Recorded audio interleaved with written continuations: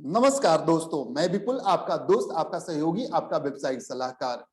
आज की वीडियो में आपको बताऊंगा विल लीगल प्रोविजन, वसीयत के लिए क्या कानूनी प्रावधान है। इस वीडियो में हम लोग सीखेंगे विल क्या होता है, विल के चीफ कैरेक्टरिस्टिक्स क्या है और कौन कौन से एप्लीकेबल लॉज बिल पे अप्लाई होते हैं, कौन पर्सन बिल बनाने के लिए कैपेबल है और किन किन बातों को बिल बनाने के लिए हमें ध्यान रखना चाहिए। दोस्तों, जीवन अनिश्चित है और इस अनिश्चित जीवन में आप जो भी कमाते हो, जो भी वेल्थ क्रिएट करते हो, जो प्रॉपर्टी क्रिएट करते हो, तो आपके जो डिपेंडेंट है इसको स्मूथली एंड इजी वे में वो पास आउट हो जाना चाहिए। इसके लिए बिल ड्राफ्टिंग आज के डेट में बहुत ही महत्वपूर्ण है। हर पर्सन को अपने फाइनेंशियल प्लानिंग के लिए ये विल का एक को जरूर सोचना चाहिए कि अपने जीवन काल में वो विल ड्राफ्ट वसीयत तैयार करके रखें। आइए हम लोग सबसे पहले हम लोग जानते हैं कि विल क्या होता है और विल के क्या क्या फीचर्स हैं। इंडियन सक्सेशन एक्ट विल को डिफाइन करता है, कहता है कि विल लीगल डिक्लेरेशन होता है आपका टेस्टेटर का इंटेंशन का। टेस्टेटर जो वसीयत करता होता है उसका एक लीगल डिक्लेरेशन है, उसके इंटेंशन का लीगल डिक्लेरेशन है रिगार्डिंग प्रॉपर्टी, जो वो चाहता है कि उसकी डेथ के बाद बेनिफिशियरी को पास आउट हो। तो will is the legal declaration of the intention of the testator with respect to the property which he desired to be carried into effect after his death। Definition से आप देखेंगे कि इसके फीचर्स क्या क्या है। सबसे पहला फीचर कि legal declaration of the intention of the testator. Intention, testator का इंटेंशन है, बिना इंटेंशन का बिल नहीं बन सकता। इंटेंशन है उसके डेथ के बाद प्रॉपर्टी किसको जाएगी, किसको पास आउट होगी। और ये declaration must be with respect to the property of the testator. And third, declaration should be effective and operative. ये इफेक्टिव एंड ऑपरेटिव कब होगी? Only after the death of the testator. वसीयत करता है उसकी डेथ के बाद इफेक्ट में आएगी, ऑपरेट होगी।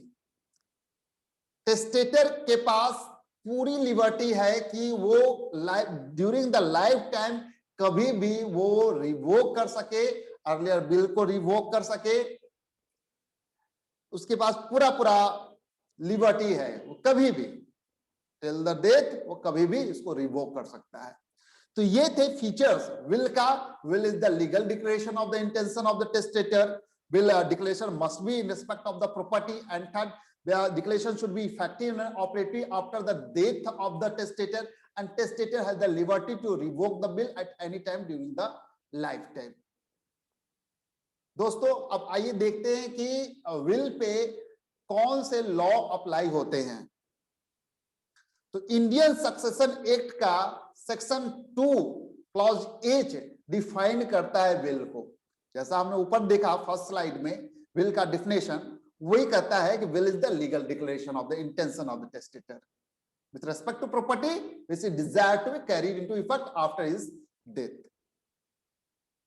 दोस्तों, हिंदू, मुस्लिम, सिख, जैन, ये इंडियन सक्सेशन एक्ट 1925 के द्वारा इनके जो विल जो होते हैं इसके द्वारा गवर्न होते हैं, इसके प्रोविजन से गवर्न होते हैं। लेकिन मुस्लिम्स जो हैं उनके लिए मुस्लिम लॉ का अकॉर्डिंग उनकी प्रॉपर्टी डिस्पोज होती है, तो मुस्लिम लॉ से गवर्न होता है। ये लीगल जो प्रोविजंस हैं इंडियन सक्सेशन एक्ट अप्लाई होते हैं हिंदूज पे, एंड मुस्लिम लॉ के अकॉर्डिंगली मुस्लिम लॉ के बिल बनते हैं। अब देखिए इंडियन सक्सेशन एक्ट में दिया हुआ है सेक्शन 59, जिसमें बताता है कि कौन सा person capable of the making bill है, कौन पर्सन बिल बना सकता है। तो सबसे पहला पॉइंट है कि every person who is the sound mind and not a minor can make a bill. देखिए, एक बिल बनाने के लिए टेस्टामेंट्री कैपेसिटी होना चाहिए, और वो टेस्टेटर जो है वसीयत करता है, ये समझ उसके अंदर ये समझ होनी चाहिए कि ये जो बिल बना रहा है इसका इफेक्ट क्या है। तो ये अपने विशेष को जो आफ्टर डेथ उसके जो विशेष है उसको इफेक्ट में देने के लिए बना रही है। इसको अंडरस्टैंड करना चाहिए, ये अंडरस्टैंड होना चाहिए उसको। जरूरी नहीं कि उसको लीगल फॉर्मेट पता हो, लीगल फॉर्म हो, प्रोविजन पता हो, ये जरूरी नहीं है। लेकिन उसको अब ये कि विशेष ये है कि डेथ के बाद इसको इफेक्ट में आएगा, ये विशेष को अंडरस्टैंड करता हो वो। दूसरा, extent of the property of which he is disposing, कितना प्रॉपर्टी वो डिस्पोज कर रहा है, कितना, टू दैट एक्सटेंट, एंड उस प्रॉपर्टी पे nature of the claims on him, तो ये उसको अंडरस्टैंड होना चाहिए। दूसरा point, a married women can make a bill of any property which he should alienate during her lifetime, जिसको वो अलिनेट करना चाहती है, होना चाहती है उससे, तो उतने प्रॉपर्टी को वो बिल के द्वारा कर सकती। तीसरा, person who are deaf, dumb और blind can make a will provided they able to know what they do by it, मतलब एबल टू नो, उसको अंडरस्टैंडिंग हो कि वो क्या कर रहा है। And next, a person who is the sound disposing mind, although physically incapable of signing the name at the time of the execution of will, ठीक है, साउंड डिस्पोजिंग माइंड है लेकिन फिजिकली इनकेपेबल है for the signing, for the execution of the bill, that person is also competent person to make a bill. Next, a person who is ordinary insane है but make a bill during an interval in which is a sound mind, तो लेकिन क्या होता है कि time to time उसको insane मतलब और साउंड होते रहता है, कभी मानसिक संतुलन उसका ठीक हो जाता है, तो जब मानसिक संतुलन उसका ठीक होता है अगर उसमें बिल बनाता है तो वैलिड बिल है और capable of person making bill है वो। Next, a bill made by the testator of full capacity is not revoked by the fact that subsequently he become incapable of making a bill or insane, मतलब जब उसने bill बनाया उसमें ठीक था, वो रिवोक नहीं हो सकता इस फैक्ट से कि बाद में वो इनकेपेबल ऑफ मेकिंग बिल या इंसेन हो जाता है। At the time of the making the bill is the full capacity, तो उसको इस बेसिस पर रिवोक नहीं कर सकते कि वो बाद में जाके इंसैन हो जाता है या incapable of making a will हो जाता है। Next, no person can make a will while he is in such a state of mind whether arising from intoxication और फ्रॉम इलनेस और from any other cause that he does not know what he is doing. तो अगर कोई person उसका state of mind है due to arising due to intoxication, शराब पी लिया है, नशे में है, या फिर इलनेस या कोई अदर कॉज है जिससे he does not know what he is doing, वो क्या कर रहा है उसको पता नहीं है, then in that case he is not capable of making will. Whether a person who executes an instrument purporting to be his bill but does not understand nature of the instrument, वो ये नहीं समझता है कि क्या है क्या ये, और ना ही उसके प्रोविजन उसको पता है, इफेक्ट उसका प्रोविजन का इफेक्ट क्या है, तो इन दैट केस इंस्ट्रूमेंट जो है is not a valid bill. तो पर्सन जो एग्जीक्यूटिंग द इंस्ट्रूमेंट उसको समझ में होना चाहिए कि ये है क्या, ये विल है क्या है, वसीयत है क्या है और इसका इफेक्ट क्या होगा, इसकी उसकी समझ होनी चाहिए। अगर इसकी उसको समझ नहीं है देन दैट केस ये जो इंस्ट्रूमेंट है वो वैलिड बिल नहीं होगा। दोस्तों, बर्डन ऑफ प्रूफ किस पर होगा? तो burden of the proof to prove that the will was made out of the free volition, free choice is on the person who proposed the bill, who explained the bill, उस जो explain कर रहा है उस पर इसका proof है. A will that has been proved to be duly signed and attested will be presumed to have been made by the person of the sound mind unless proved otherwise. Duly signed and attested bill है तो presume कर लिया जाएगा कि वो sound mind के person द्वारा execute है, जब unless otherwise it is proved otherwise. Further, bequest can made to an infant, idiot or lunatic or other disqualified person. It is not necessary that the legatee should be capable of the assenting it. ये जरूरी नहीं है. देखिए, person जो bill में बना रहा है उसके लिए जरूरी है person capable of making bill is the sound mind. But जो जिसके बेनिफिशियरी जो है आपका लीगेटी जो है वो अगर इन्फेंट है, इडियट, ल्यूनेटिक या डिस्क्वालिफाइड पर्सन है तो ये does not capable of assenting it है. तो इसका मतलब ये नहीं है, वो हो सकता है, वो इन्फेंट हो, ल्यूनेटिक हो, डिस्क्वालिफाइड पर्सन हो, लीगेटी हो सकता है, लेकिन person making the will is the not unsound mind. And as per the section 59 is the capable of making the will होना चाहिए. दोस्तों, अब आइए हम लोग जानते हैं कि बिल ड्राफ्टिंग के लिए किन किन बातों को हमें ध्यान रखना चाहिए, क्योंकि अभी जो समय चल रहा है अनसर्टेन टाइम्स है. अनसर्टेन टाइम में will is imperative to pass your asset that you have created during your lifetime to your dependent smoothly and easily. तो कोई इसमें डिस्प्यूट नहीं हो तो person making the bill testator must ensure there are no loose ends. कोई uncertainty नहीं हो. तो आप बिल शुड बी क्लियर. क्या किसको पास आउट करना है, कितना प्रॉपर्टी पास आउट करना है, कितना उस पर डेब्ट लायबिलिटीज है, इसको सर्टेन करना.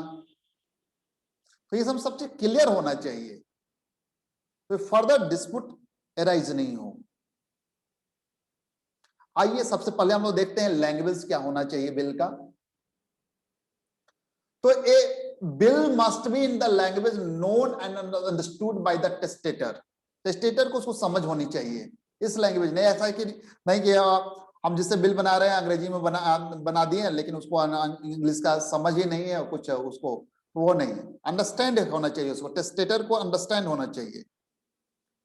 If it is in a different language, अगर डिफरेंट लैंग्वेज है तो testator need to mention that he had taken the assistance of a reliable person to read the entire bill and understand the content. अगर different language तो testator को mention करना चाहिए. देखिए बहुत ध्यान देने वाली बात है कि उसने एक रिलायबल पर्सन का असिस्टेंस लिया है जिसने पूरा इंटायर बिल को रीड कर दिया है और कंटेंट को अंडरस्टैंड किया है. तो ध्यान दीजिए कि वो जो टेस्टेटर जो ये रिलायबल पर्सन हो, वो आपका विटनेस हो, एग्जीक्यूटर हो, तो इस तरह की चीजों को आप ध्यान रखिए. यहाँ पर section 74 of the Indian Succession act 1925 कहता है कि टेक्निकल वर्ड्स या terms of the art is not necessary in a bill, but the wording should be such as to clearly indicate intention of the testator. The bill can be made in any form and language, but that should be understandable by the testator or by the person, reliable person on whom testator believe. तो उसको read out करे. तो इसके लिए हम लोग आजकल जैसे कि मान लीजिए टेस्टेटर का रिकॉर्डिंग भी विटनेस के साथ करके रख लीजिए सो दैट आपको पता चले कि in future it is the मतलब to prove your will is the valid will. Intention of the testator is the very clear. And error in the name or description of the legatee will not prevent the legacy from taking effect. अगर कोई error हो गया है in the name और description of the legatee के बारे में, तो ये आपको प्रिवेंट नहीं करेगा from the taking effect. A mistake in the name of the legatee, तो उसको करेक्ट कीजिए by description of the him, and mistake in the description of legatee can be corrected by the name. If the things which the testator intended to bequeath can be sufficiently identified from the description of it given in the will, description से sufficiently identified है, लेकिन उसके कुछ some part of the description do not apply, in that case such part of the description can be rejected as erroneous and the bequest will take effect। उस जितना part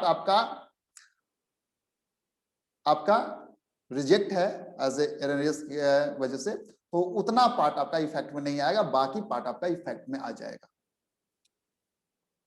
दोस्तों दूसरा point जो है अर्लियर बिल, अगर आपने earlier bill execute किया है या कोई कोडिसल कोई सपोर्ट सप्लीमेंट बिल एग्जीक्यूट किया है, तो इन दैट केस उसका जिक्र होना चाहिए। देखिए कैसे बिल ड्राफ्टिंग होता है, मैं क्लॉज भी बताऊंगा इसको। तो लेटेस्ट बिल जो होगा आपका must mention the last bill of the testator and it precedes और earlier bills and the codicil supplement bill changes into the earlier bills. तो it is prudent to mention the reference of the previous bill and codicil in the latest bill even if the same is not mention.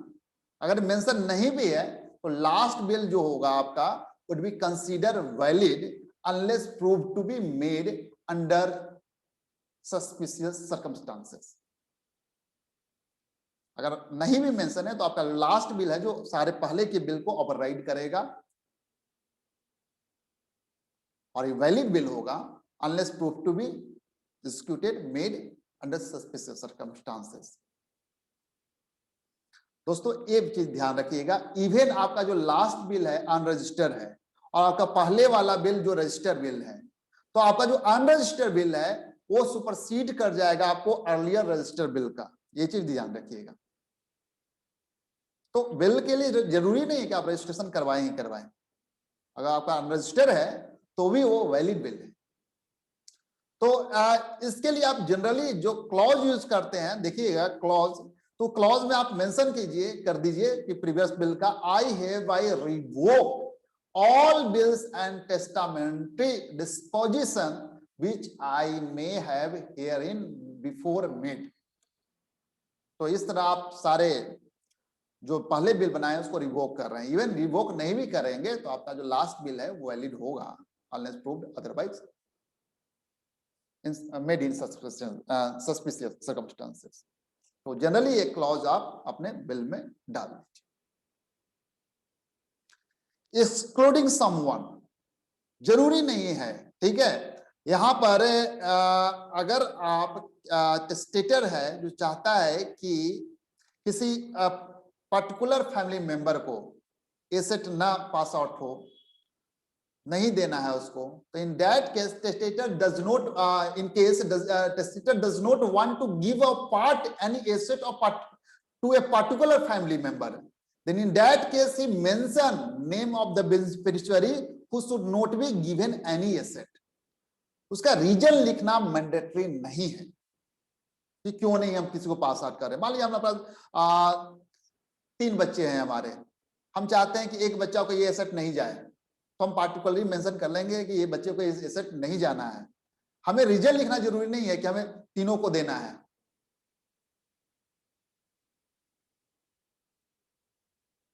आइए दोस्तों कुछ other point देखते हैं इसके अंदर। एक bill में जितने भी डेब्ट एंड लायबिलिटीज है relating to that property, the testator has to contracted as on the date of the signing it a possible future ascertainable debt and liability and how they need to be paid, तो उसको mention कर दिया जाना चाहिए।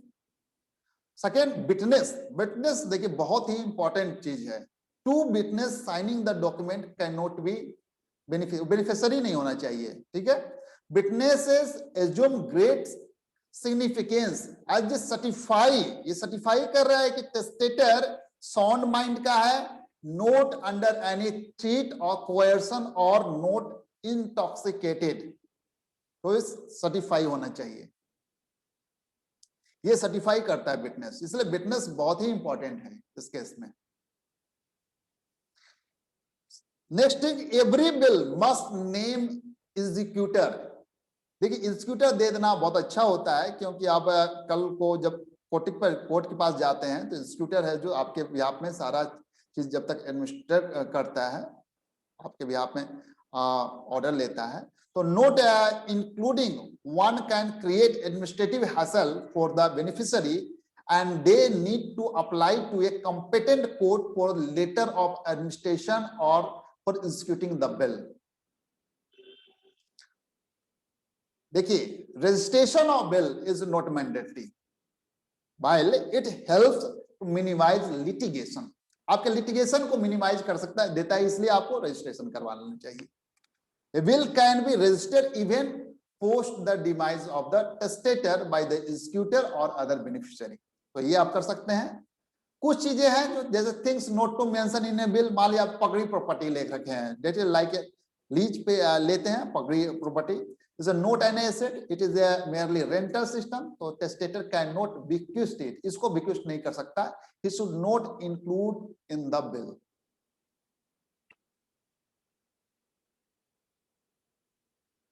The same hold for the ancestor and inherited property. तो ये थे कुछ other things while drafting will you must take care या consider other things also, debt liability, witness, executor names and registration requirement क्या है, ठीक है। तो ये था दोस्तों, हमने बिल के बारे में हमने देखा कि क्या क्या एप्लीकेबल प्रोविजन हमारे बिल में अप्लाई होते हैं, कौन से लीगल प्रोविजन अप्लाई होते हैं और किन किन बातों को हमें ध्यान रखना चाहिए, यहाँ पर हमने देखा। दोस्तों इसके रिगार्डिंग आपको किसी तरह का कोई भी इश्यूज या क्लैरिफिकेशन चाहिए तो आप कमेंट्स बॉक्स में आप ड्रॉप कर सकते हैं, अपना मैसेज ड्रॉप कर सकते हैं, या फिर आप इसमें जो नंबर दिए हुए हैं आपका उस पे आप मैसेज व्हाट्सएप मैसेज पे आप ड्रॉप कर दीजिए, अपना मैसेज ड्रॉप कर सकते हैं, या फिर ईमेल आईडी पे आप अपना क्वेरी दे सकते हैं। धन्यवाद दोस्तों।